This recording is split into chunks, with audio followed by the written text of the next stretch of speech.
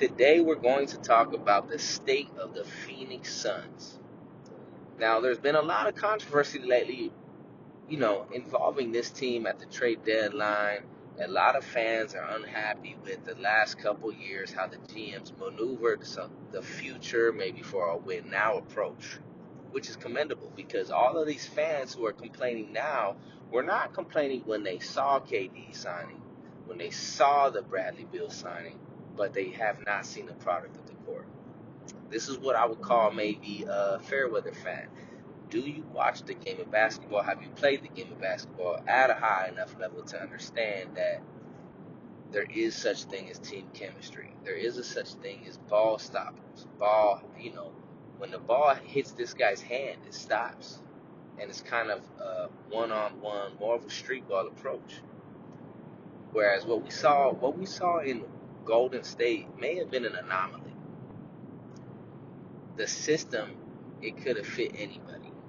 This was a move the ball type of system. Steph Curry launching threes. So yeah, you can have multiple stars in that system. But without that system, and now you have multiple stars, most head coaches are allowing KD touch the ball one-on-one. Bring the screen. Okay, don't bring the screen. Booker gets the ball one-on-one. Bradley Beal gets the ball one-on-one. So you don't need that many ball stoppers. You need a guy in the corner who can hit a knockdown three, and Bradley Beal has shown that consistently. He's not been able to do that. So with that said, I understand how the fans could be mad that this GM, James Jones, traded for KD. And what he gave away was a Cam Johnson, Mikal Bridges, future draft picks, right? So now, you traded away your youth. And what are we seeing in the NBA? The youth seems to be the formula for beating older, trio, big three, if you will. Now, personally, I'm on that side. I can fully understand both sides, but the side I'm on is Kevin Durant at the time, I believe, was 34, going on 35. A torn Achilles in Golden State 2 seasons prior. Traded to Brooklyn, where Kyrie Irving, James Harden, Ben Simmons, these guys were all on the same team. Not all at the same time, but in some sort of way, these guys were all on the same team. And through injuries and the lack of team chemistry, it didn't work out. So as a GM, I don't know how you analyze this situation and say, okay, I want to give them all of my draft picks. I want to give them my young stud in Mikal Bridges, my young shooter in Cam Johnson, and then throughout all that, you lose the dog in campaign. And I know this guy's not anything to write home about, but on that team, he was. He was the spark plug. He made a difference in the playoff runs, to the finals against Milwaukee, to the conference championship against Dallas. Remember, these guys were the number one team in the NBA.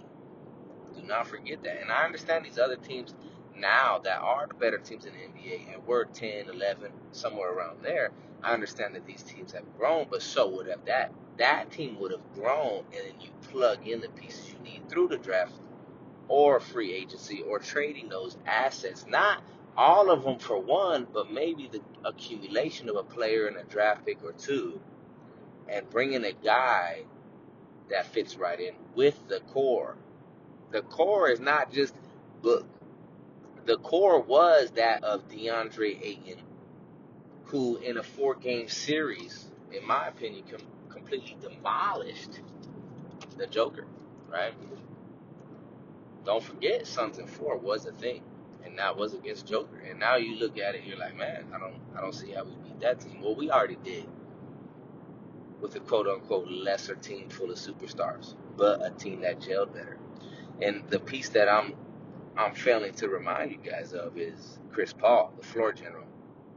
To trade Chris Paul, even as you acquire KD, I don't I don't quite understand that. You're trading Paul for Beal, another non-playmaking wing ball stopper who is not an elite defender or an alpha. Okay, so you almost could say Booker and Beal are the same archetype. Booker being better, Beal being past his prime. KD, the lengthy shot creator, which is what he is. But don't forget a 36, 37-year-old lengthy all-time top 10 NBA player, right? You traded Beal. I'm sorry, you received Beal and traded Paul, the guy who was gonna feed these guys, and that's another thing. Feed these guys where these passes are in the pocket. These passes are on point, on time, and in rhythm. And then you trade away DeAndre Ayton. DeAndre Ayton had a problem with who? The head coach. So for this team to decide to get rid of both didn't quite make sense. And then who do you replace him with? The most confused looking player, the most confused looking person, period, in the NBA, Frank Vogel.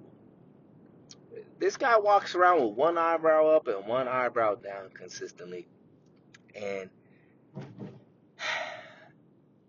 was a mess in LA. They got rid of him. So not only do you fire Monty Williams, who's taking you to the best record in the NBA, the finals, the Western Finals, okay? And you get rid of him, bring in the guy who LA did not want. Get rid of him, bring in the guy that the Milwaukee Bucks fired mid-season in Mike Budenholzer. So as you're analyzing this on paper, if you were writing a book, you wouldn't quite understand. DA had a problem with the head coach. Why would you trade them both? Why would you trade one and fire Monty? If the problem was they had an uncurable, unfixable problem, correct?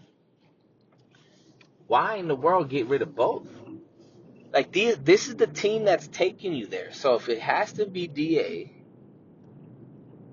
he's gone. Monty remains. If it has to be Monty, DA stays. And we try to fix the number one pick, the only number one pick that the Suns have ever held. The guy who 4-0'd Joker. The guy who even though people say he's soft, can get you 25 and 20 against you. The game against Portland not too long ago, a week and a half ago. And he did it so seamlessly that you thought this guy was struggling in the game. And then you look at the box score, and he drops 25 and 20. Like I said, if you wrote all this down in sequence and you read it back to you, and you read it, you didn't read it back to you, but you wrote all this down and now you read it.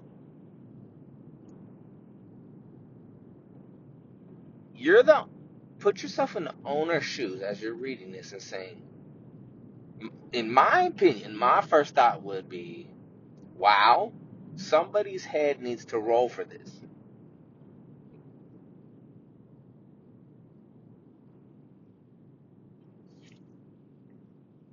James Jones fired. Okay. Now, as the owner, I analyze my team, and as what I'm watching, and these guys are juiced up some nights, but from the answers that we're receiving in the media, and I know that there's a common answer for these things, right? But what I mean is, as the head coach and the leader, these men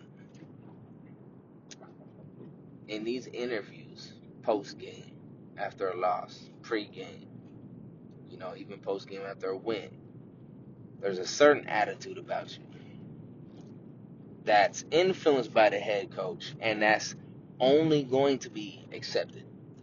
Any other kind of attitude will not be tolerated. So, head coach has to go.